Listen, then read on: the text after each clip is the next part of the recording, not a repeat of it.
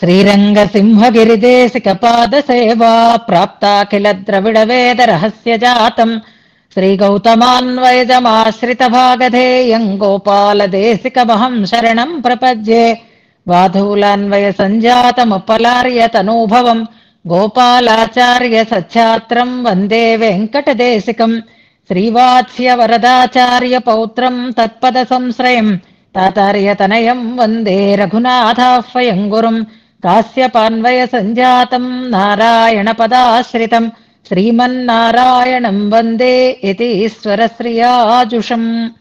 సద్గ్రంథాధ్యయన సంగోష్ఠిని ఈనాటి వ్యాసంగానికి సాదరంగా ఆహ్వానిస్తూ కలిసి ప్రార్థన చేసుకుందాం.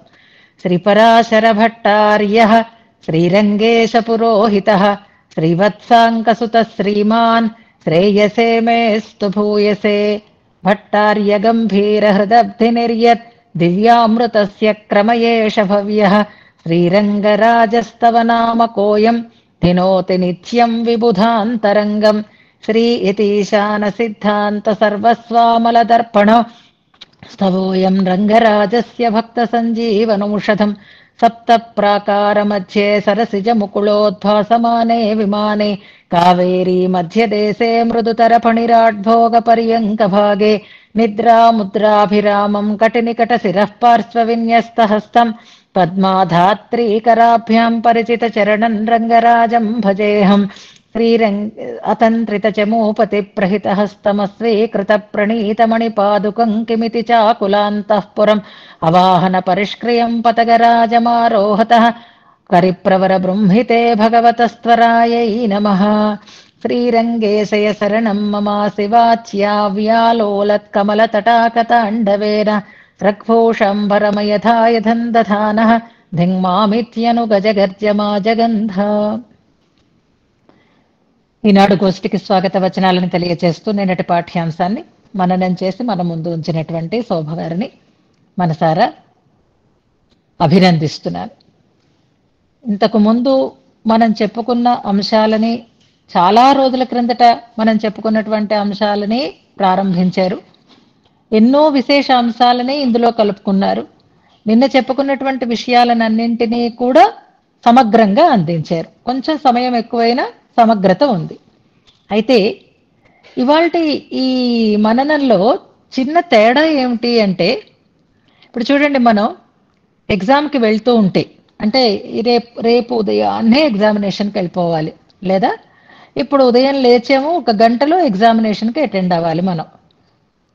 అలాంటప్పుడు మనం రివిజన్ చేసుకుంటాం చూసారా, అంటే అన్ని పాయింట్స్ చెక్క చెక్క చెక్క చెక్క చెక్క మనం ఒకసారి మననం చేసుకుంటూ ఉంటాం. ఇది చదువుకున్న వాళ్ళకి, ఎగ్జామ్ ఇచ్చిన వాళ్ళకి తెలుస్తుంది. టక పేజీలు తీసుకుంటూ ఓ ఇది ఇది ఇది ఇది ఇది ఇది అని మనం నోట్ చేసుకుంటున్నట్లుగా నోట్ చేసుకోము, మనస్సులోనే నోట్ చేస్తూ ఉంటాం అన్నమాట. అలా అనుకుంటూ ఉంటాం చూసారా, అలా ఉంది ఇవాళ మననం.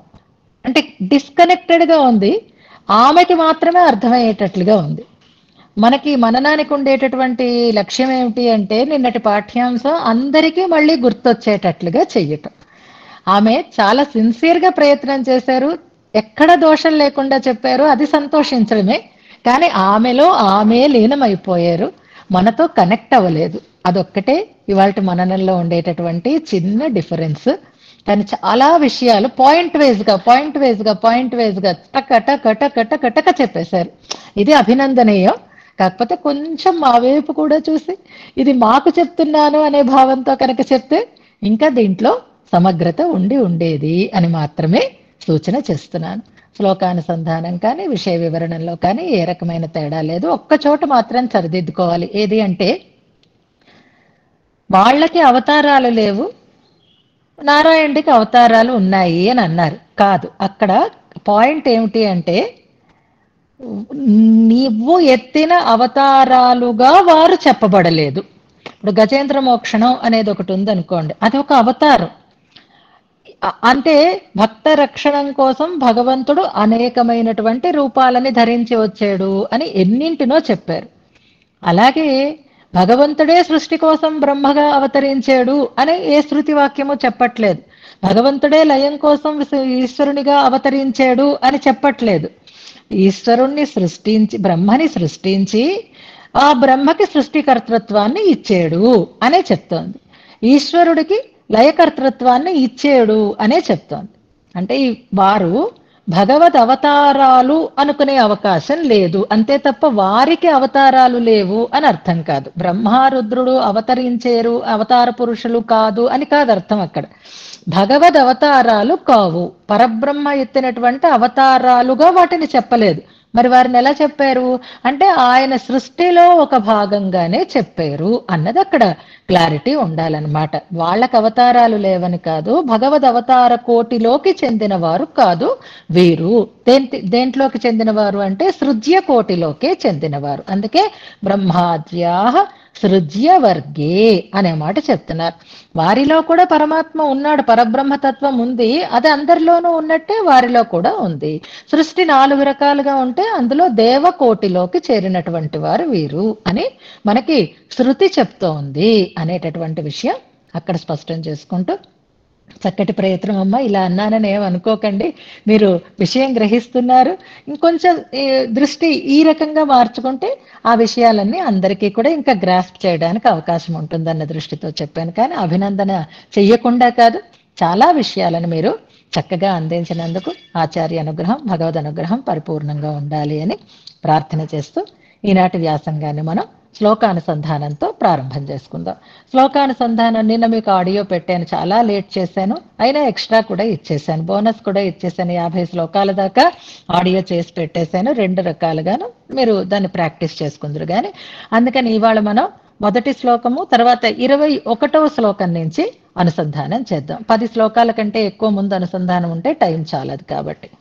హర్తుం తమస్సదసతీ చ వివేక్తుమీశో మానం ప్రదీపమివ కారుణికో దదాతి తేనావలోక్య కృతినః పరిభుంజతే తం తత్రైవ కేపి చ పలాస్థలభీ భవంతి ఆజ్ఞాతే సనిమిత్త నిత్య విధయః స్వర్గాదికాం యద్విధిః సోనుజ్ఞాసఠచిత్త శాస్త్రవశతోపాయో అభిచారశ్రుతిః సర్వీయస్య సమస్త శాసితురహో శ్రీరంగ సర్వస్వ తే రక్షాకూత నివేదిని శృతిరసౌ త్వన్నిత్యశాస్తిస్తతః అత్రాస్తే నిధిరితివత్ పుమర్థభూతే సిద్ధార్థ అపి గుణప్రూపవృత్తవాదాః రంగేశత్వై సకలాః సమన్వయంతే నోపాసా ఫల విధిభిర్విశేష ఏషాం దేహో దేహిని కారణే వికృతయో జాతిర్గుణః కర్మ చ ద్రవ్యే నిష్ఠిత రూప బుద్ధివచనాస్థా స్యాత్ తథేదం జగత్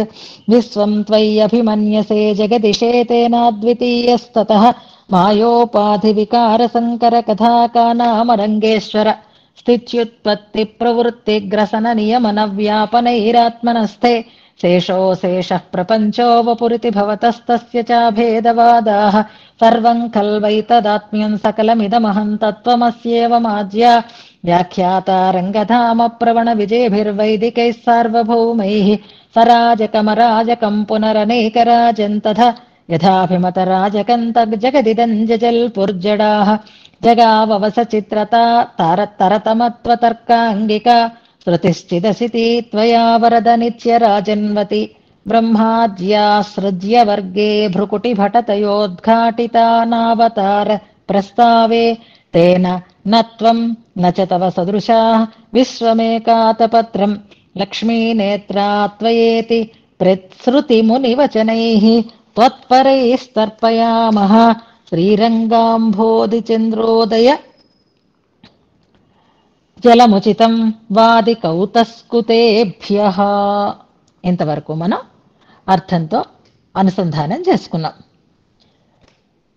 ఇక్కడి నుంచి ఇక కొత్త ప్రకరణం ప్రారంభం కాబోతోంది. ఇవాళ మనం శ్రీరంగరాజస్తవం పూర్వ శతకాన్ని ఒక్కసారి జ్ఞాపకం చేసుకుందాం.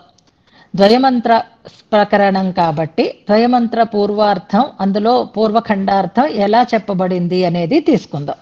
చివరిలో మనం 2 క్విజులు చేసుకుందాం, హాయిగానే చేసుకుందాం. ఇవాళ శ్లోకార్థాన్ని ఆ మనన పూర్వకంగా, అంటే ముందు ఆ విషయాలను ఒక్కసారి పరామర్శ చేసుకుంటూ మనం ప్రారంభం చేసుకునేటటువంటి ప్రయత్నం చేద్దాం. ముందుగా గోష్ఠి వారికి అభినందన ఒకటి తెలియచేస్తాను. నిన్న కిరీటం శ్రీరంగేందు కృపయా పరయా కరిష్యమాణే అనే శ్లోకం పెట్టారు శ్రీరంగనేతు అనడానికి. కాదు కాదు, అక్కడ నేత్రే అని ఉంది, అక్కడ నేతుహు అన్న పదం కాదు అని నేను కొట్టి పారేశాను. కానీ అది నా పొరపాటు, మీరు సరిగ్గా పెట్టారు. అందులో రంగనేతుహు అని చివరిలో చక్కటి పదప్రయోగం ఉంటుంది.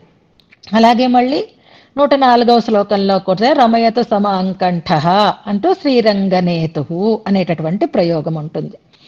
వెంటనే చక్కగా చూస్తూ దాన్ని పెడుతున్నందుకు మీకు నేను మనసారా అభినందనలు తెలియచేస్తున్నాను. ఏది చెప్తే అది వెంటనే చక్కగా దానికి రిఫరెన్స్ని శ్రద్ధగా ఇస్తున్నారు. నేనే పొరపాటు పడ్డాను.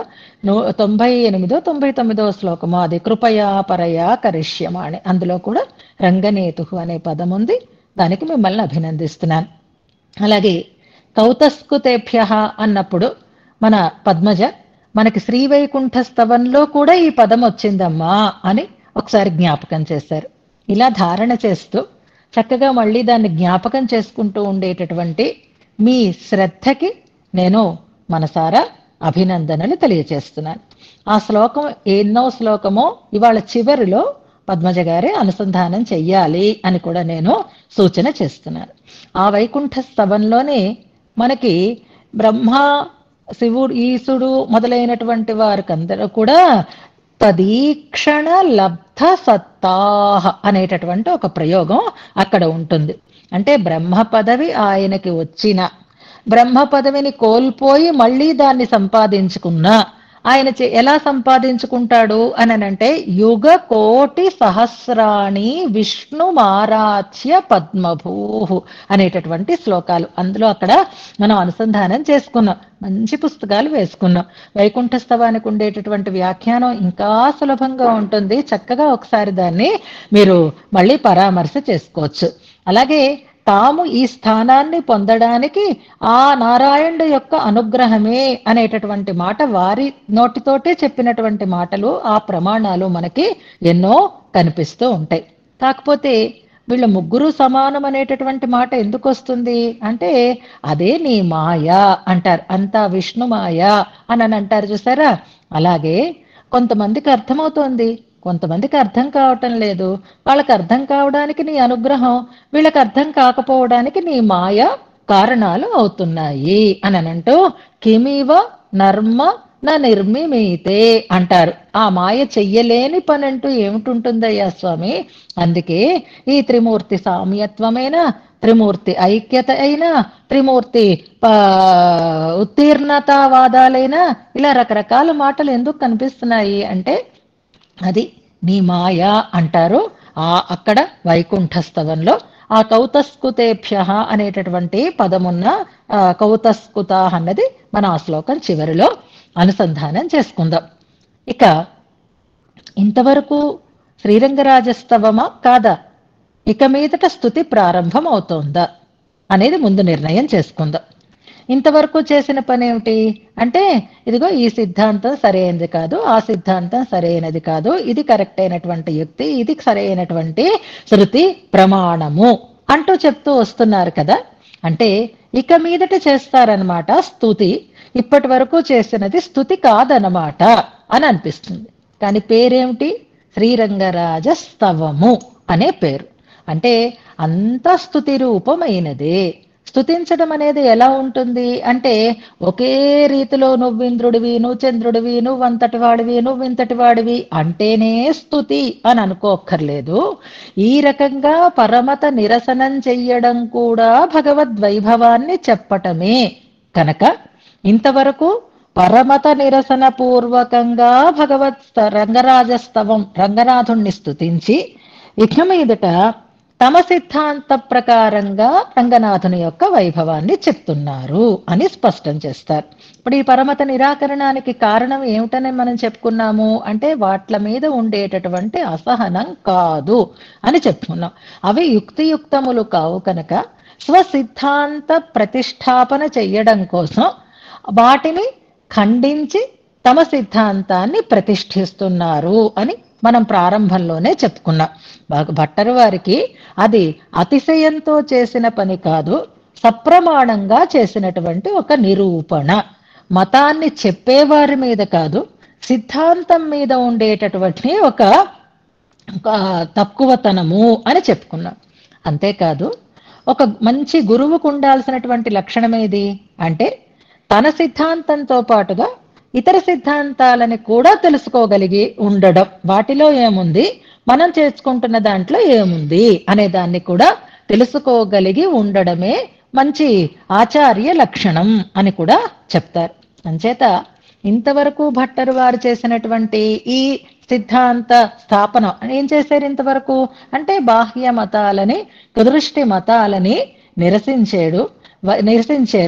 వైదిక శృతుల యొక్క అంటే వేదము యొక్క ప్రామాణ్యాన్ని చక్కగా నిరూపణ చేశారు. ఆ వేదం ద్వారా జగత్కారణ తత్వము తెలియబడుతోంది అని అన్నారు. అలా తెలియబడినటువంటి ఆ జగత్కారణ తత్వానికి ఉండేటటువంటి విశిష్టతలనన్నింటినీ ఇక మీదట గుణవర్ణన, అవతార వర్ణన మొదలైన వాటి ద్వారా చెయ్యబోతున్నారు. అంచేత ఇప్పటి వరకు చెప్పినది కూడా శ్రీరంగనాథ స్తోత్రమే, అందులో సందేహం లేదు అని దీనికి వ్యాఖ్యానం ప్రారంభం చేసేటప్పుడు పెద్దలు స్పష్టంగా చేస్తున్నారు. ఇతఃపూర్వం మతాంతర నిరాకరణ ముఖేన సర్వేశ్వరం అభిష్టుత్య అంటారు. అంటే మతాంతర నిరాకరణం కూడా సర్వేశ్వరుని యొక్క స్థుతిలోకే పరిణమిస్తుంది అనే దాన్ని మనకి స్పష్టం చేస్తున్నారు. ఇప్పుడు మన సిద్ధాంత రీతిలో ఈ ఈ శ్రీరంగరాజ వైభవాన్ని తెలియచేస్తున్నారు.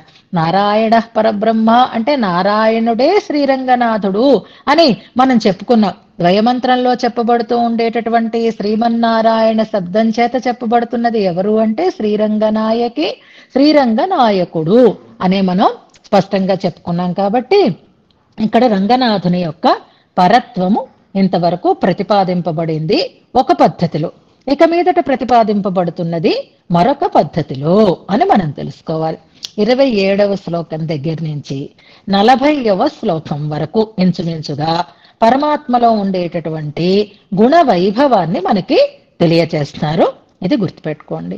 భగవత్ తత్వాన్ని చెప్పేటప్పుడు గుణవైభవంతోటే ప్రారంభం చెయ్యడం అనేది మనకి స్పష్టంగా తిరువాయుమొழிలో కనిపిస్తూనే ఉంటుంది. తిరువాయుమొழிలో మొదటి పాసురం ఒక్కసారి జ్ఞాపకం చేసుకోండి. ఉయర్వర ఉయర్నల ముడయవన్ యవనవన్, ఆయనలో ఉండేటటువంటి కళ్యాణ గుణ వైభవాన్ని చెప్తూనే ప్రారంభం చేస్తారు. అంతేకాదు రామాయణాన్ని తీసుకోండి. ఈ మంచి గుణాలు కలిగినటువంటి వాడు ఎవరు అని ప్రశ్న అడిగితే ఇదిగో ఈ గుణాలన్నీ కలిగినటువంటి వాడు ఫలాని ఆయన అని గుణ వైభవమే శ్రీరామాయణంలో కూడా. అంటే శృతి కానీ స్మృతులు కానీ ఉపబృంహణములు కానీ ఏ పద్ధతిలో అయితే మనకి తెలియచేస్తున్నాయో అలాగే భగవంతుడిలో ఉండేటటువంటి గుణాల వైభవాన్ని శృతి రూపంలో శృతి పద్ధతిని అనుసరించి, స్మృతులని అనుసరించి, ఉపబృంహణాలని అనుసరించి భట్టర్ వారు ఇందులో స్తుతిస్తున్నారు అని మనం స్పష్టంగా తెలుస్తుందా. ఇప్పుడు ఒక్కసారి శ్రీరంగరాజస్తవం పూర్వ శతకాన్ని జ్ఞాపకం చేసుకుందాం. శ్రీరంగరాజస్తవం పూర్వ శతకంలో ఎన్ని శ్లోకాలు ఉన్నాయి? 127 శ్లోకాలు ఉన్నాయి. శ్రీరంగరాజస్తవం అందులో నిజంగా స్తోత్రం ఎక్కడి నుంచి ప్రారంభం అవుతోంది, శ్రీరంగనాథుణ్ణి గురించినటువంటి వర్ణన ఎక్కడి నుంచి ప్రారంభమవుతోంది, ఏ అంశం నుంచి ఏ అంశం వరకు అనే దాన్ని మనం ఒక్కసారి జ్ఞాపకం చేసుకోవాలి. అంటే మొదటి 12 శ్లోకాలు గురువందనం అని అనుకున్నాం. అంటే అది ఆచార్య పరంపర అని అనుకుంటే రంగనాథుడు రంగనాయకి కూడా అందులోకే వస్తారు. శ్రీయై నమః శ్రీధరాయ నమః అని. అలా కాకుండా మనం ఇక్కడ ద్వయమంత్రార్థ ప్రతిపాదనము అని అనుకున్నాం అనుకోండి, అప్పుడు ద్వయమంత్రంలో పూర్వఖండార్థాన్ని కదా పూర్వశతకం చెప్తోంది అని అనుకున్నాం. పూర్వఖండం ఏది? శ్రీమన్నారాయణ చరణౌ శరణం ప్రపద్యే. అలర్ట్ గా ఉన్నారా? ఇవన్నీ ప్రాక్టీస్ చేసేసాం. ఒక్కసారి గుర్తుందా లేదా అనేది తెలుసుకోవడం కోసం అన్నమాట. అందులో శ్రీమత్ పదం యొక్క అర్థం ఏ ఏ శ్లోకాలలో చెప్పబడింది అని మనం అనుకున్నాము. అంటే అందరూ చెప్తారు, ఎవరు అన్మ్యూట్ చేసుకోకూడదు కాబట్టి నేనే జ్ఞాపకం చేస్తాను. 9, 10, 11. Very good. 12వ శ్లోకం కూడా కలిపేసుకుందాం. పాతు ప్రణత రక్షాయాం అనేది పునాది.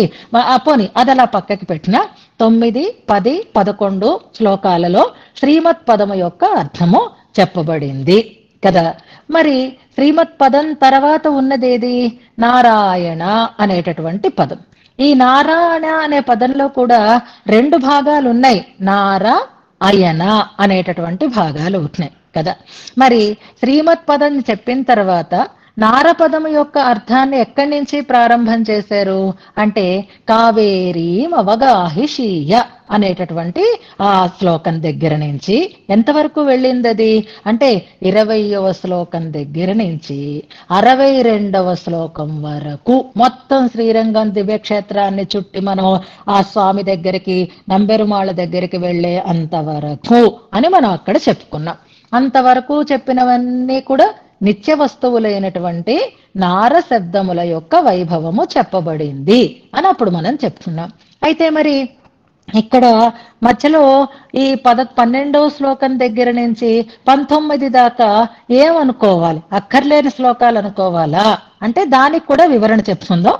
ముందు మనం ద్వయమంత్రార్థ సంబంధమైనటువంటి దాన్ని చెప్పేసుకుని 1, 2, 9, 10, 11 శ్లోకాలలో శ్రీమత్ పదార్థం చెప్పి 20వ శ్లోకం నుంచి 62వ శ్లోకం వరకు నారపదముల యొక్క అర్థాన్ని చెప్పి ఆ నారములకు అయనమైన వాడు అంటూ అయన పదం, నారములకు అయనమైన వాడు, నారములు అయనముగా కలవాడు అని కదా నారాయణ శబ్దం చెప్పబడుతుంది. దానికి అయనమైనటువంటి వాడు పరమాత్మ కాబట్టి నంబెరుమాళ్ళ వర్ణన దగ్గర నుంచి పెరియ పెరుమాళ్ళ వర్ణన దాకా మనం తీసుకుంటే 63వ శ్లోకం ఉత్ఫుల్ల పంకజ తటాకమివోపయాని అంటూ ప్రారంభం అవుతూ ఉంటుంది.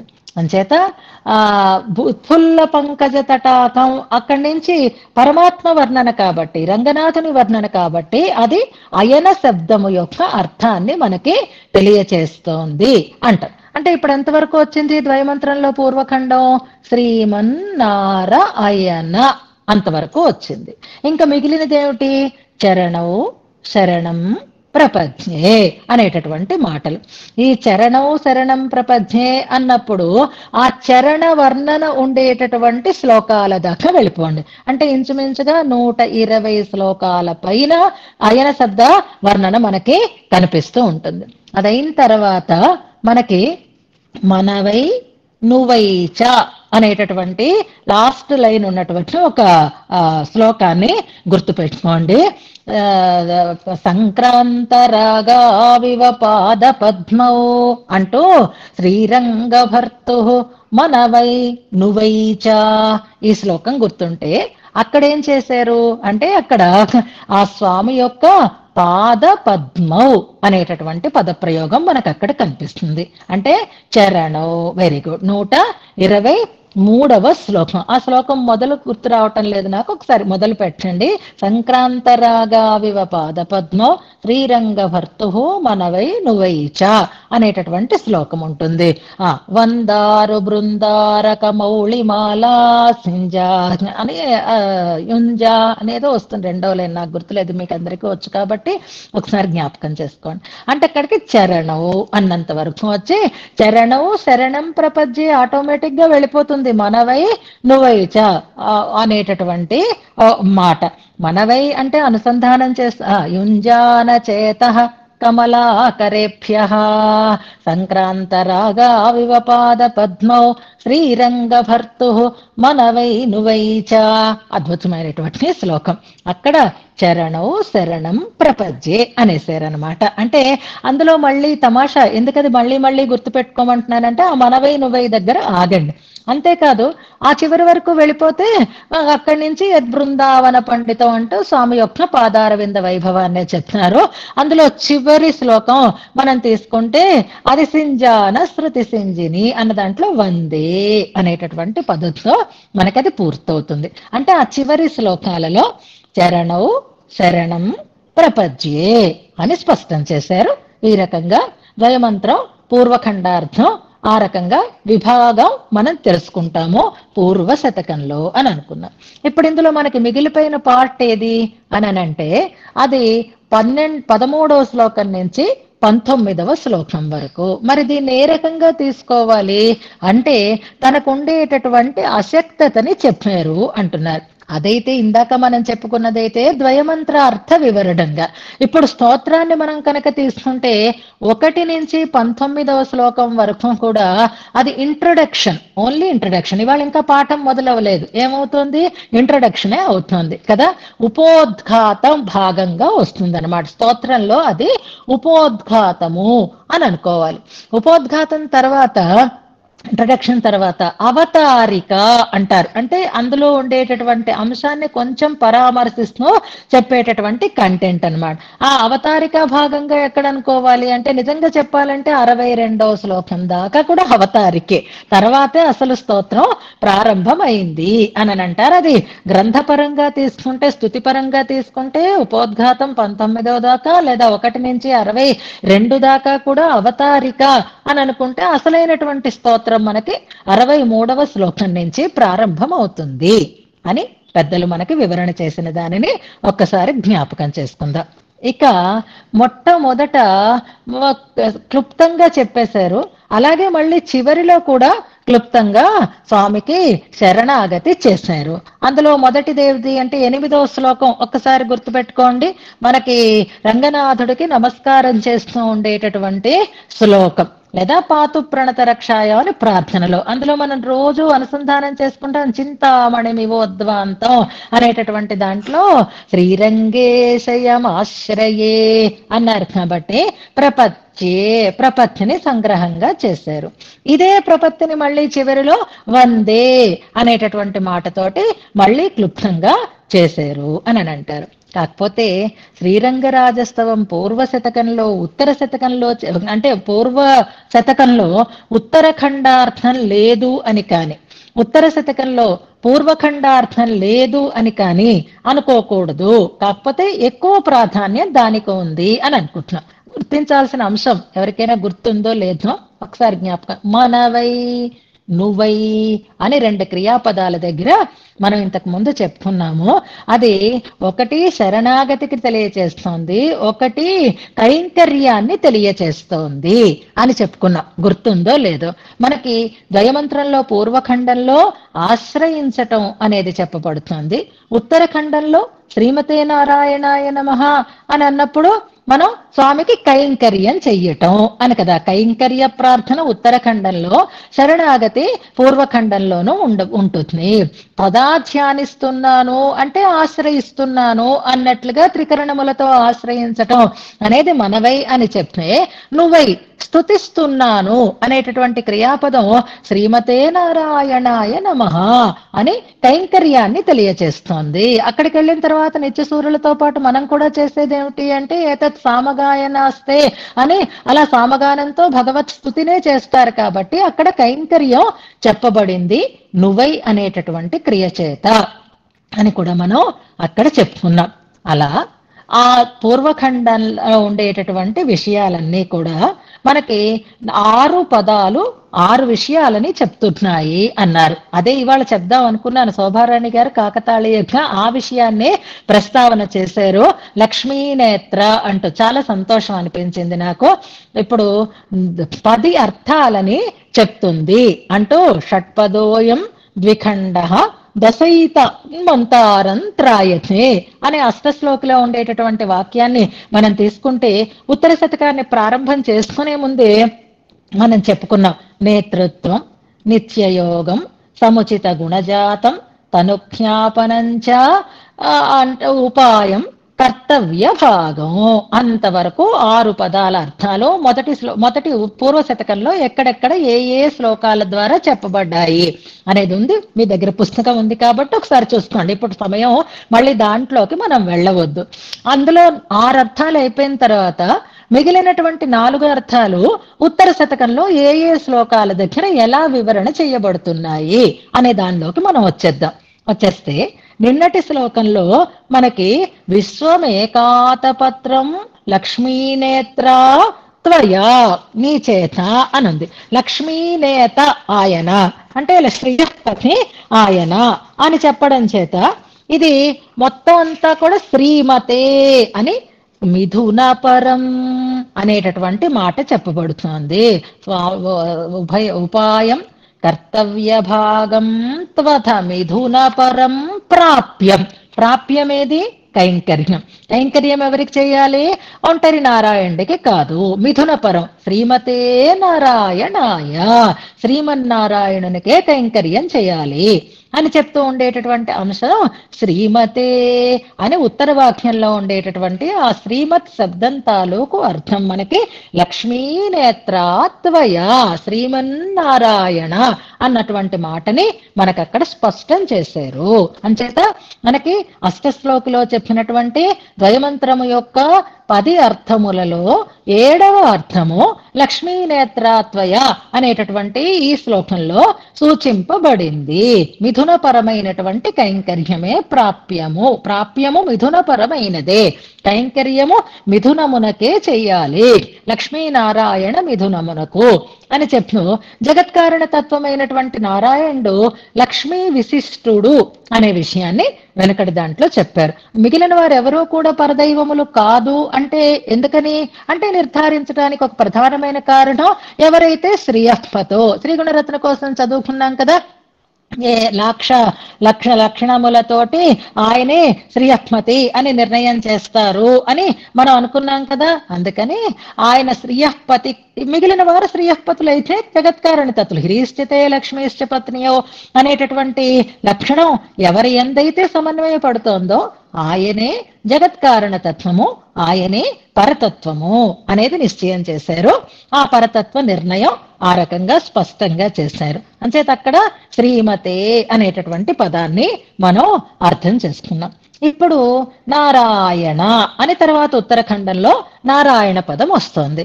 ఆ నారాయణ పదానికి ఏ అర్థం చెప్పాలి అంటే జగత్కారణ తత్వమైనటువంటి ఆ స్వామి ఎలాంటి వాడు అంటే సకల కళ్యాణ గుణాకరుడు అనేటటువంటి మాటని మనకి చెప్తారు. ఇక్కడ ఆ కళ్యాణ గుణములు కలిగి ఉన్నటువంటి వాడు గుణ షట్కం. ఆ కళ్యాణ గుణాలు ఏవి అనే దాన్ని ప్రతిపాదించాలి అని అనుకుంటున్నారు.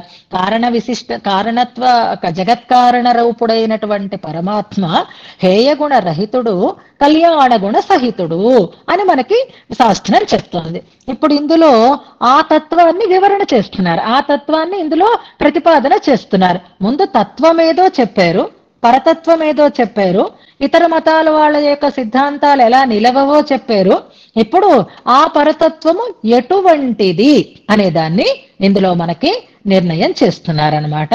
అది ఇవాల్టి నుంచి మనం అనుసంధానం చేసుకోబోతాం. అయితే ఈ కళ్యాణ గుణ వర్ణనం అనేది మనకి కొత్త కాదు. పంచస్తవాలు చదువుకున్నాం మనం.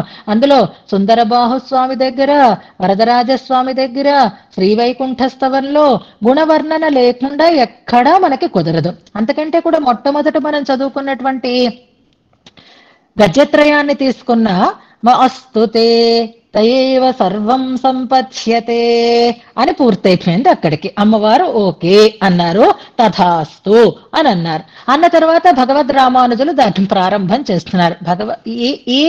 ఏ ఆచార్యులు చెప్పినా ఒకే పద్ధతిలో చెప్తారు. జ్ఞానం గుర్తుపెట్టుకోండి. సృష్టి స్థితి లయ కారకుడు ఒక్కడే అనేటటువంటి మాటని చెప్పడం కోసం నిఖిల జగదుదయ విభవ లయ లీలా అనేటటువంటి మాట మనం శరణాగతి గద్యంలో చదువుకున్నావా లేదా? అదే మాట ఇక్కడ కూడా చెప్పబడుతోంది. అదే మాట మరొక చోట కూడా చెప్పబడుతోంది. కూరత్తాళ్వాన్ పంచస్తవాలలో కూడా అదే మాట ఉంది. అంటే ఎందుకు అంటే శృతి అదే చెప్పింది కాబట్టి శృతి చెప్పిన దానినే వారు తెలియచేస్తున్నారు అని అనుకున్నాం. అంతేకాదు నిఖిల జగదుదయ విభవలయ లీల అయిపోయిన తర్వాత సంబోధనలు చాలా వస్తున్నాయి. అశేష చిదచిద్వస్తు శేషిభూత అని ఒకటి మనం చదువుకున్నాం. అంతకు ముందు ఉండేటటువంటి ఇంకో వాక్యాన్ని మనం గుర్తు తెచ్చుకుంటే నిఖిల చరాచర నిఖిల నియమన నిరత అంటారు. ఈ జగన్ నియామకత్వం ఎవరి విషయంలో ఉంది అంటే సత్యకామ, సత్య సంకల్ప, పరబ్రహ్మభూత, పురుషోత్తమ, మహావిభూతే శ్రీమన్ నారాయణ అంటూ అశేష చరాచర భూత నిఖిల నియమన నిరత అనేటటువంటి దాన్ని గుర్తుపెట్టుకోండి. అంటే చరాచర భూతాలకి నియామకుడు ఎవరు? అదే కదా మనకి 25వ శ్లోకంలో 26వ శ్లోకంలోనూ కూడా చెప్పబడింది. శరీరి భావ సంబంధమే అశేష చిద్వస్తు శేషిభూత అంటూ శేషత్వము అలాగే శరీరత్వము దీనికి కలిగి ఉంటుంది జగత్తుకి అని చెప్పబడి ఉంది. అలాగే ఇందులో నారాయణుని యొక్క గుణాలనే ప్రారంభం చేస్తారు. అందులో అఖిలహేయ ప్రత్యనేక కళ్యాణైకతాన శ్వేతర సమస్త వస్తు విలక్షణానంత జ్ఞానానందైక స్వరూప అన్నారు. అక్కడితో ఆగకుండా తర్వాత వాటిని స్వాభావికానవధికాతిశయ అంటూ అక్కడి నుంచి లిస్ట్ అవుట్ చేశారు చాలా గుణాలని. వాటిని మనం అద్భుతంగా వివరణ చేసుకున్నాం. అయితే ఎవరు చెప్పినా మొట్టమొదటి ఏ గుణాలు చెప్తారు అంటే జ్ఞాన బల ఐశ్వర్య వీర్య శక్తి తేజ గుణ షట్కం చెప్పబడుతుంది. షడ్గుణ పూర్ణుడు అని భగవద్ రామానుజులు మనకి అలాగే వివరణ చేశారు. రామాయణము గుణప్రస్తావంతో ప్రారంభమైంది. తిరువాయుమొഴി గుణప్రస్తావంతో ప్రారంభమైంది. శరణాగతి గద్యము భగవతత్వాన్ని శరణాగతి చెయ్యాలన్నా గుణప్రస్తావంతోనే ప్రారంభమైంది. అయితే అక్కడ స్వరూప గుణాలు రూప గుణాలు ఉభయ గుణాలు అని కూడా ఉంటాయి. భగవంతుని యొక్క గుణాలు అంటే స్వరూపాన్ని తెలియచేసే గుణాలు, రూపాన్ని తెలియచేసేటటువంటి గుణాలు, స్వరూప రూపాలని రెండింటినీ తెలియచేసేటటువంటి గుణాలు మూడుగా విభాగం చేసుకుందాం మనం. ఎలాగైతే భేదం స్వగత భేదమని విజాతీయ భేదమని సజాతీయ భేదమని అలా చెప్పుకున్నామో అలాగే గుణాలు కూడా స్వరూప గుణాలు రూప గుణాలు ఉభయ గుణాలు అంటే స్వరూపాన్ని రూపాన్ని కూడా చెప్పేటటువంటి గుణాలు అని చెప్తారు. ఇప్పుడు ఈ చెప్పబడుతూ ఉండేటటువంటి జ్ఞాన బల ఐశ్వర్య వీర్య శక్తి తేజస్సులు ఇవి స్వరూప గుణాలు అని చెప్పబడుతున్నాయి. సౌందర్యము లావణ్యము ఇలాంటివన్నీ కూడా రూప గుణాలు అని చెప్పబడుతున్నాయి. మృదిమా ఆశ్రిత వాత్సల్య ఇలాంటివి స్వరూపము రూపము కూడా అన్నట్లుగా మృదిమ ఇలాంటివన్నీ కూడా ఉభయ విధ గుణాలు అని చెప్పబడతాయి. అంచేత ఇందులో ముందుగా గుణ షట్కాన్ని గురించినటువంటి ప్రస్తావన చెయ్యబడుతోంది. అందులో విడివిడిగా ఒక్కొక్క గుణాన్ని చెప్తారు. కానీ ఇప్పుడు కామన్ గా సామాన్యంగా ఈ 6 గుణాలు నీలో ఉన్నాయి, ఈ గుణాల వల్ల నీకు ప్రకాశం వచ్చింది అంటూ ఈ గుణ ప్రస్తావాన్ని ఇందులో ప్రారంభం చేస్తున్నారు. శ్లోకాన్ని అనుసంధానం చేసుకుందాం. చాలా వివరాలు ఉంటాయి కానీ ముందు చేసుకుందాం. శ్లోకం కూడా చిన్న శ్లోకమే. శ్లోకానుసంధానం జాగ్రత్తగా గమనించండి. దోషోపధావధి సమాతిశయాన సంఖ్యా నిర్లేప మంగళ గుణ ఊఘదుఘాః షడేతాః జ్ఞానైశ్వరీ సకన వీర్య బలార్చిషస్త్వాం రంగేశ భాస ఇవ రత్నమనర్ఘయంతి. మరొకసారి. దోషోపధావధి సమాతిశయాన సంఖ్యా నిర్లేప మంగళ గుణ ఊఘదుఘాః షడేతాః జ్ఞానైశ్వరీ సకన వీర్య బలార్చిషస్త్వాం రంగేశ భాస ఇవ రత్నం అనర్ఘయంతి. సంబోధన పదం స్పష్టంగానే ఉంది. రంగేశ ఇంతకు ముందు కూడా వచ్చింది, మళ్ళీ ఒకసారి రిపీట్ అవుతోంది. క్రియాపదం అనర్ఘయంతి అనేది క్రియాపదం. రత్నం అనర్ఘయంతి అనేటటువంటి 2 పదాలు వినేసరికల్లా మనకి శ్రీగుణరత్న కోశంలో ఒక శ్లోకం వెంటనే భాషించాలి. ఉందా లేదా ఇలాంటి ప్రస్తావం అనేది ఒక్కసారి మనం జ్ఞాపకం చేసుకుందాం. రత్నం అనర్ఘయంతి శ్రీగుణ రత్న కోశం అని కాదు, ఆ రత్నం అనే పదం టైటిల్లో ఉంది. అలా కాకుండా రత్నము కాంతివంతమైనటువంటి రత్నము అని చెప్పుకునేటప్పుడు ఇలాగే కాంతితో కూడినటువంటి రత్నాన్ని గురించినటువంటి ప్రస్తావన ఒకటి మనకి వచ్చింది. ఆ శ్లోకాన్ని ఒకసారి జ్ఞాపకం చేసుకోండి.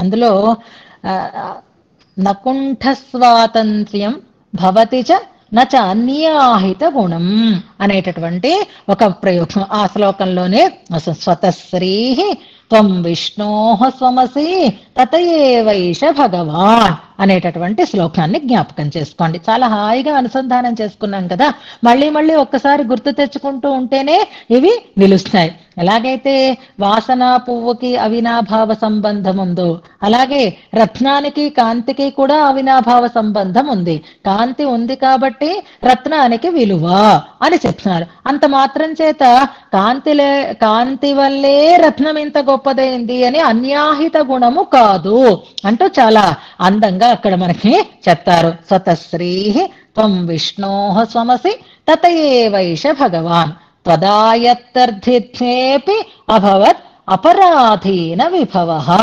ఆయన నీ వల్ల గొప్పతనం కలిగిన వాడైనా పరాధీన విభవుడు కాదు అంటూ చెప్తున్నారు. ఎందుకంటే అవి విడదీయడానికి వీలు లేకుండా కలిసి ఉంటాయి కాబట్టి కాంతిని కలిగి ఉండడం అనేది రత్నానికి ఒక అతిశయమైన అది ఆయన సొత్తు అయి ఉంటుంది అన్నారు. స్వయా దీప్త్యా రత్నం భవదపి మహార్ఘం. ఇది కావాలి మనకు అక్కడ. అనర్ఘయంతి అనే పదం ఉంది, రత్నము అనే పదం ఉంది. స్వయా దీప్త్యా రత్నం భవదపి మహార్ఘం నవిగుణం వికుంఠ స్వాతంత్ర్యం అంటూ తర్వాత మనకు వెళుతుంది. ఆ శ్లోకాన్ని జ్ఞాపకం చేసుకుందాం. అలాగే ఇవాళ శ్లోకంలో ఇంకొక పదం కూడా ఉంది చూడండి. దుఘాహ అనేటటువంటి పదం ఒకటి ఉంది. రెండవ పాదంలో గుణౌఘ దుఘాహ షడేతాహ అని పదం ఉంది. గుణౌఘ దుఘాహ దోహనం అనేటటువంటి ఒక మాట ఇక్కడ మనకి కనిపిస్తుంది. గుణౌఘ దుఘాహ అంటే దోహనం, కారుతున్నా అంటే స్రవిస్తున్నా, పిండుతున్నా అని అర్థం అన్నమాట. పాలు పిండడం దాన్నే గోదోహనం అని అంటారు. అంటే గోవుని పితకడము అన్నమాట. అలా పితికిన కొద్దీ దాంట్లో ఉండేటటువంటి సారం మనకి అందుతూ ఉంటుంది. అలాంటి ఒక ప్రయోగమే మనకి శ్రీగుణరత్న కోశంలో కూడా ఉంది. అదొక్కసారి జ్ఞాపకం చేసుకోండి. అనాఘ్రాతావజ్యం బహుగుణ పరిణాహి. తర్వాత మాట ఒకసారి జ్ఞాపకం చేసుకోండి. మనసో దుహానం సౌహార్దం కదా. ఆ దుహానం సౌహార్దం దుహానో, ఆ సౌహార్దాన్ని అలా అలా అలా అలా స్రవింపచేసేటటువంటి అనేటటువంటి అర్థంలో అలాంటి వాగ్ లక్షణాలు నాకు కలగాలి అని అమ్మవారిని ప్రార్థన చేస్తారు అందులో. అలాగే ఇక్కడ గుణౌఘ దుఘాహ అనే ప్రయోగంలో ఒక అద్భుతమైనటువంటి ప్రత్యేకత ఉంది. దాన్ని మనం వివరణ తర్వాత చేసుకుందాం. ఇప్పుడు మనం ఈ శ్లోకానికి ముందుగా ప్రతిపదార్థం చెప్పేసుకుందాం. ఇది అనర్ఘయంతి అనేది క్రియాపదం. అనర్ఘయంతి అనర్ఘము అంటే అమూల్యము అన్నట్టుగా అన్నమాట. అర్ఘము అంటే విలువ, అనర్ఘము అంటే విలువలేనిది అని అర్థం. విలువలేనిది అంటే అర్థం ఏంటి? వెలకట్టలేనిది అని అర్థం అనమాట. అంటే దానికి మనం ఇంత విలువ కలిగినది అని చెప్పలేనంత గొప్పతనం కలిగినది. రత్నము అలాగే విలువ కట్టడానికి వీలు లేని వైభవాన్ని కలిగి ఉంటుంది అని అర్థం. ఈ రత్నం అనర్ఘయంతి, రత్నాన్ని విలువ కలిగినదిగా దేన్ని బట్టి చేస్తారు అంటే భాసః ఇవ. భాసము అంటే కాంతి అని అర్థం అన్నమాట.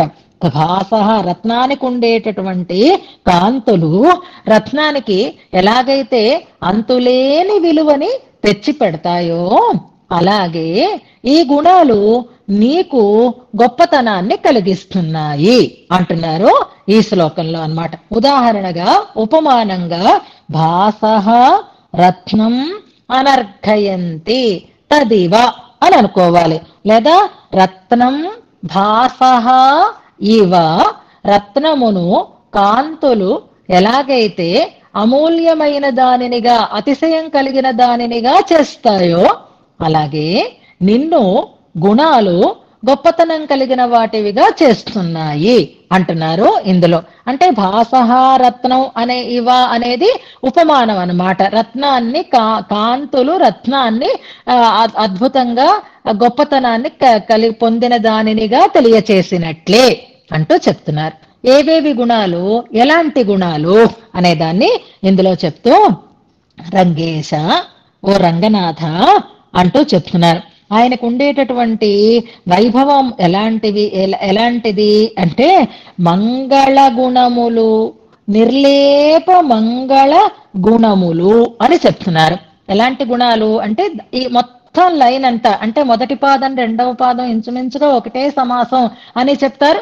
3 భాగాలుగా విడగొడుతున్నారు. అయినా పదాలు చూస్తే మనకు అర్థమైపోతుంది. దోషములు లేనివి. ఉపాధి అన్నమాట. ఉపధ అంటే ఉపాధి, దోషములు. ఉపాధి అంటే ఒక హేతువు అని అనుకోండి. మొహం ఏమిటి ఇలా మెరిసిపోతోంది అని అన్నాం అనుకోండి, ఓ ఫలాని ఈ క్రీమ్ వాడుతున్నాను అందుకే మొహం ఇలాగా మెరిసిపోతోంది అంటారు. ఇక్కడ ప్రస్తావన చేయకూడదు కానీ సరదాగా అనిపించి ఆ ప్రస్తావన చేస్తున్నాను. మన మహిళా క్రికెట్ టీం ప్రపంచ కప్పుని గెలుచుకుని వచ్చింది ఈ మధ్య కదా. దానికోసం ఆ పిల్లలు, ఆ మహిళా టీంని అందరూ ప్రైజ్ చేస్తున్నారు. అది ప్రపంచ కప్పు రావడం అంటే ఏం పెద్ద ఆషామాషి విషయం కాదు. సాధించింది టీం. ఇప్పుడు వాళ్ళకి అందరూ కూడా ప్రైజ్ చేస్తున్నారు. చేస్తుంటే మన దేశానికి సంబంధించిన వాళ్ళు కాబట్టి, మన దేశం కాబట్టి ముందు ప్రధానమంత్రిని కలిశారు. మీరందరూ కూడా చూసే ఉంటారు. అందులో ఎంతైనా ఆడపిల్లలే అని అనిపించింది నాకు. అందులో ఒక అమ్మాయి, ఆ టీంలో ఒక అమ్మాయి, మీ స్కిన్ ఇంత గ్లో అవుతోంది కదా, దీనికి కారణం ఏమిటి అని అడగడం చాలా తమాషాగా అనిపించింది. ఎవరిని? ప్రధానమంత్రిని అడిగింది ఆవిడ. మీ స్కిన్ లో ఈ మెరుపు, ఈ గ్లో ఎందువల్ల వచ్చింది అంటే చమత్కారంగా ఆయన సమాధానం చెప్పాడు అనుకోండి. ప్రజల అభిమానం అని అంటూను ఆ గ్లో, ఆ కాంతి అన్నమాట. ఇది దేనికి చెప్తున్నాను అంటే భాసహ రత్నం అనర్ఘయంతి. ఆయన వయస్సులో ఆయన స్కిన్ అలా గ్లో అవుతోంది అంటే ఈ ఆడపిల్లలకి ఎప్పుడు ఇలాంటి వాటి మీదే దృష్టి పడుతుందా అని నాకు తమాషాగా అనిపించింది అనమాట. ఆడపిల్లలు కాకపోతే అలా అడిగి ఉండేవారు కాదేమో అని అనిపించింది. ఆయన కూడా సమాధానం చాలా హుందాగా, చాలా చమత్కారంగా సమాధానాన్ని చెప్పాడు. నేను ఇదెందుకును అంటే ఒక వ్యక్తిలో ఉండేటటువంటి అందం ఆ చర్మ సౌందర్యం వల్ల ఇనుమడించింది అనేది ఇప్పుడు మనకి స్పష్టంగా తెలుస్తోంది. కాబట్టి కాంతి వల్ల వస్తువుకి విలువ అధికమవుతుంది, దానికి ఉండేటటువంటి గొప్పతనం బాగా ప్రకటితమవుతుంది అనేది మనకి స్పష్టంగా తెలుస్తుంది అన్నమాట. అలాగే ఇక్కడ ఉపధ అంటే ఉపాధి అని చెప్పాను చూసారా. ఆ గ్లో సహజమైనది కావాలి, అంతేకాని ఏదో తెచ్చి పెట్టుకున్నది కాదు. ఉపాధి అంటే ఏదో ఒక హేతువు అని అర్థం అనమాట. ఔపాధికమైనటువంటి కర్తృత్వము అని ఇంతకు ముందు మనం చెప్పుకున్నామే శాస్త్రీయమైన దాంట్లో. ఈ గుణములకి హేతువులు స్వతసిద్ధములు, స్వాభావిక అనవధిక అతిశయ అన్నట్లుగా స్వాభావికములైనటువంటి గుణములు, ఒక హేతువు వల్ల వచ్చినవి కాదు. ఉపధ అవధి వేరు, ఉపధి వేరు. ఉపాధి అంటే హేతువు, అంటే ఒక కారణం చేత వచ్చినది. అవధి అంటే అంతు అని అర్థం అన్నమాట. అంతు అంటే పూర్వావధి, చరమావధి రెండూ లేకుండా, అంటే అంతు లేకుండా ఉన్నవి, నిస్సీమములు అని అర్థం. సమాతిశయాన, సమము లేదు, అతిశయమైనది లేదు, దాంతో సమానమైనవి లేవు, వాటికంటే ఎక్కువవి లేవు. నా సంఖ్య లెక్క పెట్టడానికి తగినటువంటి గుణాలు కాదు, అంటే లెక్కించలేనన్నటువంటి లేవి. నిర్లేప మంగళ, నిర్లేపము అంటే దానికి ఏమి అంటలేదు, మసి అంటలేదు అన్నమాట. అంటే హేయ గుణములు హేయత్వము అంటకుండా ఉన్నవి. నిర్లేపములు అంటే నిత్య నిర్దుష్టములు అని అర్థం అన్నమాట. అద్దం మీద ఏదైనా మరక పడితే అది లేపం, ఆ మరక లేకుండా ఉంటే అది స్వచ్ఛం.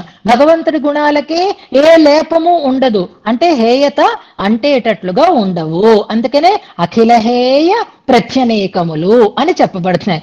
మంగళ గుణౌఘ దుఘాహ మంగళములు, కళ్యాణ గుణములు అని చెప్తున్నాం. నిర్లేపములు అంటే హేయములు కావు, మంగళములు కళ్యాణకరములు అని అఖిలహేయ ప్రత్యనీక కళ్యాణైక తాన అనేటటువంటి ప్రయోగం ఇక్కడ మనకు కల్పిస్తుంది. అలాంటివి అన్ని గుణాలు కూడా, ఒక గుణం కాదు, భగవంతుడిలో ఉండేటటువంటి గుణాలు అసంఖ్యాకములు.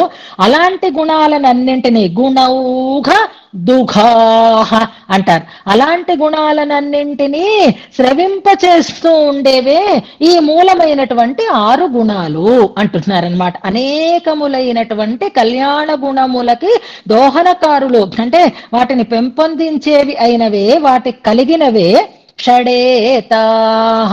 ఈ 6 గుణాలలోంచి అన్ని గుణాలు వస్తాయన్నమాట.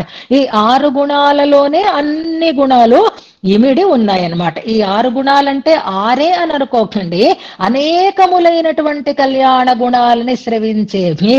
అదలాగా అంటే షడేవ ప్రథమాహ అంటారు. నీకు అనేక కళ్యాణ గుణాలు ఉన్నాయి, వాటిలో 6 గుణాలే ప్రధానమైనవి. ఎలాగా అంటే భగవంతుని యొక్క కుక్షి మొత్తం సమస్త జగత్తుకి ఆధారమై ఉంది. ప్రళయంలో అన్నింటినీ ఆయన ఎక్కడ పెట్టుకున్నాడు? కడుపులో పెట్టుకున్నాడు. కడుపులో ఏమున్నాయి అంటే సకల చిదచిత్ ప్రపంచమంతా కడుపులో ఉంది. అంటే ఈ కడుపు ఇప్పుడు దేనికి ఆధారమై ఉంది? ఏది కలిగి ఉంది అంటే మొత్తం చరాచరాలనన్నింటినీ కలిగి ఉన్నది కుక్షి. అలాగే ఈ 6 గుణాలలోనూ పరమాత్మ మొత్తం అన్ని కళ్యాణ గుణాలని కూడా ఇమిడేటట్లుగా చేశాడు. అంటే 6 గుణాలు అంటే 6 అని అనుకోకండి, అందులో అబ్బో చాలా గుణాలు ఉన్నాయి. తీస్తున్న కొద్దీ లేయర్స్ వచ్చినట్లుగా ఆ పితుకుతూ ఉంటే ఆ 6 గుణాల్లో వచ్చి అనేకములైనటువంటి కళ్యాణ గుణాలు స్రవిస్తూ ఉంటాయి అంటారు. అందుకే నిర్లేప మంగళ గుణ ఔహ దుఘాహ, గుణోఘమును అంటే గుణ సముదాయమును దుఘాహ స్రవింపచేస్తూ ఉండేటటువంటి షట్ ఏతాహ షట్ ఏతాహ షట్ ఈ 7 ఈ 6 గుణాలు అంటున్నారు. ఈ అనడంలో అర్థం ఏమిటి అంటే ఇంతకు ముందు చెప్పుకున్నామే, భగవంతుని జనాభా లెక్కలు అన్నప్పుడు ఒక శృతి వాక్యం చెప్పుకున్నారు, సంతమేనం తతో విదుహో అంటారు. ఏతాహ ఇది అని బాగా కనపడుతున్నట్లుగా చెప్పడము అంటే ప్రసిద్ధిని పొంది ఉన్నా అని అర్థం. ఏమని ప్రసిద్ధి ఈ 6 గుణాలకి అంటే భగవత్ శబ్దాన్ని తెలియచేస్తున్నటువంటి గుణములు అని. ఈ 6 గుణములే భగవత్ శబ్దవాచ్యములు అని మనకు చెప్తారు. కాబట్టి ఏతాహ అనేటటువంటి ఒక ప్రసిద్ధిని చెప్తున్నారు. ఈ 7 ఏమిటా 7 అంటే వాటిని లిస్ట్ అవుట్, 6 అంటే వాటిని లిస్ట్ అవుట్ చేస్తున్నారు. జ్ఞానము, ఈశ్వరీ అంటే ఐశ్వర్యము అని అర్థం, శకన అంటే శక్తి, వీర్యము, బలము, అర్చి అంటే ఇక్కడ తేజస్సు అని అర్థం. అర్చి శబ్దం తేజస్సు అనేటటువంటి గుణాన్ని మనకి తెలియజేస్తుంది. జ్ఞాన, బల, ఐశ్వర్య, వీర్య, శక్తి, తేజస్సులు అని మనం చదువుకుంటాం. ఇక్కడ కొంచెం ఆర్డర్ అటు ఇటు వచ్చింది. జ్ఞాన, ఈశ్వరి, శకనం అంటే శక్తి గుర్తుపెట్టుకోండి, వీర్య, బల, అర్చిష, షట్ ఏతాహ గుణాహ ఈ 6 గుణములు. ఇవి అసంఖ్యములైన అనంతములైనటువంటి కళ్యాణ గుణములను కలిగి ఉన్నవి అని అర్థం. త్వాం నిన్ను అనర్ఘయంతి అద్భుతమైనటువంటి వెలకెట్టలేని రత్నంగా చేస్తున్నాయి. నీకు ఒక గొప్ప విలువని కలిగిస్తున్నాయి. నిన్ను చాలా అందంగా కనపడేటట్లుగా అలంకరిస్తున్నాయి అని అర్థం. దానికి ఎగ్జాంపుల్ చెప్తున్నారు. ఎలాగా అంటే భాసః రత్నం ఇవ, కాంతి రత్నాన్ని ఎలాగైతే అనర్ఘయంతి వాటిని కాంతులు దానికి గొప్పతనాన్ని తెలియజేస్తాయో, అలాగే ఈ 6 గుణాలు కూడా నీ యొక్క వైభవాన్ని చాలా అద్భుతంగా తెలియచేస్తున్నాయి అని 6 గుణాలతో ప్రారంభం చేస్తున్నారు. భగవన్ అన్నప్పుడు భా అనేది 2, గ అనేది 2, వా అనేది 2, అన్ అనేది హేయ గుణాలు లేవు అని చెప్తుందని భగవన్నారాయణాభిమతానురూప అనేటటువంటి చూర్ణిక చెప్పుకున్నప్పుడు మనం చెప్పుకున్న గుణ ప్రకరణంలో కూడా మొట్టమొదటి గుణాలు నిర్లేపములు మంగళక్రములు అయినటువంటి గుణాలు 6 అంటూ వాటి వల్ల స్వామికి అతిశయం అద్భుతంగా కలుగుతోంది అంటున్నారు. ఇందులో ఇక్కడ ఒక చిన్న సందేహం, దానికి సమాధానం చెప్పుకుంటూ ఇవాళ పాఠాన్ని మనం పరిపూర్ణం చేసుకుందాం. ఏమిటది అంటే, నిజానికి లోకంలో గుణాల వల్ల గుణికి గొప్పతనం వస్తుంది. కానీ భగవంతుడి దగ్గర అయితే భగవంతుడి వల్ల గుణాలకి గొప్పతనం వస్తుంది అని మనం చెప్పుకున్నాం కదా. ప్రతి పంచస్తవాలలో ఏ స్తవంలో గుణ ప్రకరణంలో వచ్చినా అక్కడ చెప్పినటువంటి శ్లోకాలు మీకు ఉందో గుణముల వల్ల గుణికి లోకంలో అయితే గుణి వల్ల గుణములకి గొప్పతనం వస్తుంది అనేటటువంటి అంశ కలిగిన శ్లోకాలు గుర్తించగలిగితే గుర్తించండి, లేకపోయినా పర్వాలేదు. అలా భగవంతుడి వల్ల గుణాలకి గొప్పతనం వచ్చింది కదా. మొన్న కూడా ఏదో ప్రస్తావనలో మనం చెప్పుకున్నాము. ఎలాగా అనంటే సద్గుణౌఘము అని చెప్పినప్పుడు సద్గుణములు అని ఎందుకు చెప్తున్నారు? భగవంతుడిలో ఎలాగా దుర్గుణాలు ఉండవు కదా. సద్గుణములు అని ఇక్కడ ఎందుకు ప్రస్తావం? గుణములు అంటేనే సద్గుణములు అని వస్తుంది కదా అని అన్న చోట మనం చెప్పుకున్నాం. శ్రీగుణరత్న కోసం చెప్పుకున్నప్పుడే చెప్పుకున్నాం సద్గుణౌఘ అనేటటువంటి ప్రయోగజ్ఞగిర. ఎంచేత అంటే సత్ అంటే అక్కడ ఉనికి అని, అమ్మని ఆశ్రయించి ఉన్నాయి కాబట్టి ఉన్న గుణాలు అయినాయి, లేకపోతే వాటి ఉనికి ఉండేది కాదు అని చెప్పడం పరిపాటిగా మనం వింటూ ఉంటాం కదా. మరి అలాంటప్పుడు ఇక్కడ గుణములు గుణికి గొప్పతనాన్ని తెస్తున్నాయి అని అంటున్నారే, ఇది సరి అయినదేనా అనంటే ఇలా చెప్పకూడదు అని అర్థం కాదు. అక్కడ అలా చెప్పారు, ఇక్కడ ఇలా చెప్తున్నారు. గుణ వైభవాన్ని చెప్పేటటువంటి తీరులో 2 రకాలైనటువంటి పద్ధతులు అని అనుకోవాలి.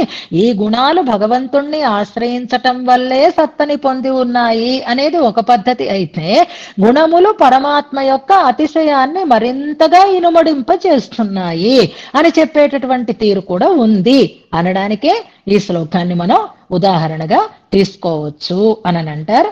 ఎలా ఇనుమడింప చేస్తున్నాయి అనే అర్థాన్ని ఇందులో వాడినటువంటి విశేషాంశాలకి యథావకాశం రేపు మనం అనుసంధానం చేసుకుంటూ ముందుకి సాగుదాం. ఇక్కడ మనకి వైకుంఠ స్తవంలో శ్లోకం కాదు కావలసింది, గుణిజం అనేటటువంటి శ్లోకాలు మనకి దీంట్లోనూ వరదరాజ స్తవంలోనూ వస్తుంది, అలాగే సుందరబాహుస్తవంలోనూ వస్తుంది.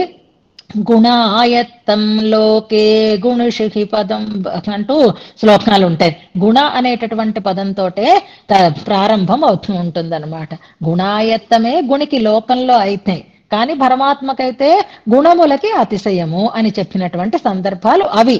భట్టర్ వారు ఇప్పుడు ఇక్కడ చెప్పిన సందర్భం ఏది అంటే, ఆ గుణములు భగవంతుని యొక్క వైభవాన్ని మరింతగా ఇనుమడింప చేస్తున్నాయి. అదే అందుకే మనం శ్రీగుణరత్న కోశంలో శ్లోకాన్ని కూడా ఎందుకు చెప్పుకుంటున్నాము అంటే, రత్నం కాంతి వల్ల గొప్పది అయినా కాంతి అనేది రత్నానికి సహజంగా ఉండేటటువంటి సొత్తు తప్ప పరాధీనం కాదే. పక్కింటి ఆవిడ పట్టుచీర కట్టుకొని పెళ్లికి వెళ్ళొచ్చి మళ్ళీ ఆవిడకి పట్టుచీర ఇచ్చినట్టు కాదు.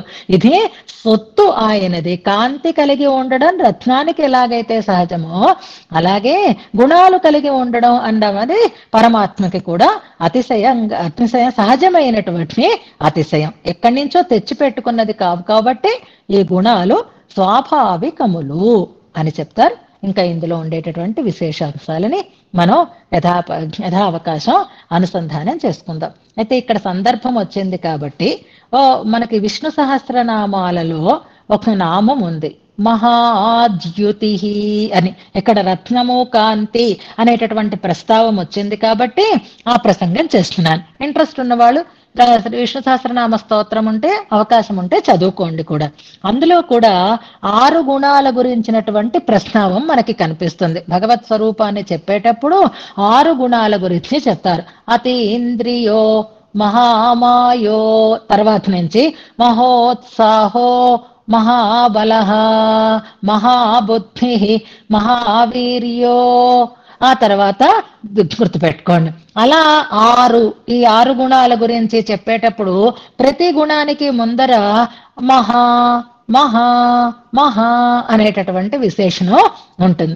ఆ మహా అనేటటువంటి విశేషణానికి అర్థం ఏమిటి అంటే భట్టర్ వారు అక్కడ చాలా అందంగా రాస్తున్నారు. అబ్బో దానికంటే అమ్మో దానికి పెద్ద ఆకలి, పెద్ద కడుపు, పెద్ద నోరు అని మనం అన్నట్లుగా ఈ గుణాలన్నీ కూడా మహాజ్ఞతి, మహోత్సాహో మహాబల, మహాశక్తి, మహావీర్యో, పదం గుర్తు రావడం లేదు, మహాద్యుతి అనేటటువంటి 6 గుణాలు అక్కడ వస్తాయి. ఈ మహాశబ్దం దేన్ని బట్టిట అంటే ఈ గుణాలు కలిగినట్టు పరమాత్మకి ఉండేటటువంటి ఈ గుణాలకి ఎప్పుడు పాపం ఆకలి తీరదుట, అర్థాకలితో ఉంటాయిట. అర్థాకలితో ఉండడం అంటే ఎంత కడుపు నిండా తినకపోతే ఎలాగైతే ఏదో చిన్న ఏకాదశి నాడు కణస్వీకారం చేసి ఉంటే ఎలా ఉంటుందో ఈ గుణాలతో భగవంతుడు లోకాన్ని ఉద్ధరిస్తూ ఉండేటటువంటి తీరులో ఈ గుణాలకు ఏమీ తృప్తి ఉండదుట. సరి అయినటువంటి సమబుద్ధి వచ్చి వాళ్ళతో యుద్ధం చేస్తే ఒక వీరుడికి ఆనందం కలుగుతుంది. అలాగే ఈయన గుణాలు ఎంత వినియోగపడుతున్నా అందులో లవలేశం కూడా తరగనట్టుగా ఉండేటటువంటి వైభవం కలిగినటువంటి గుణములు అని చాలా అందంగా అక్కడ వ్యాఖ్యానం రాస్తారు. ఇంకా చాలా విశేషాలు ఉన్నాయి. ఎలాగైనా మనం రేపు ఆ విశేషాలన్నింటినీ అనుసంధానం చేసుకుంటూ ముందుకు సాగుదాం. వాళ్ళ క్విజులు 2 ఉన్నాయి కాబట్టి టైం చాలదు కాబట్టి మనం ఇక్కడితోటి ఈ వ్యాసంగాన్ని నిలుపుకుంటూ ఉపదేశాత్మకంగా శ్లోకాన్ని అనుసంధానం చేసుకుందాం.